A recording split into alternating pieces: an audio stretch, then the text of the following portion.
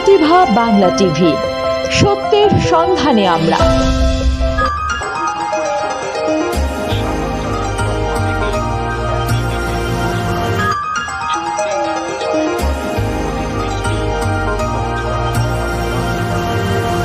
নমস্কার, অনুগ্রহ করে শুনবেন সাগর থানার পক্ষ থেকে একটি বিশেষ ঘোষণা। চলতি নিম্নচাপের ফলে অধিক বৃষ্টি ও ঝড়ো হাওয়া বাড়তে পারে এবং সমুদ্র উত্তাল হওয়ার সম্ভাবনা বেশি। তাই কোনো প্রকার নৌকো, লঞ্চ, ট্রলার নদীতে চলাচল করা ও নদীতে মাছ ধরতে যাওয়া সম্পূর্ণভাবে নিষেধাজ্ঞা জারি করা হলো।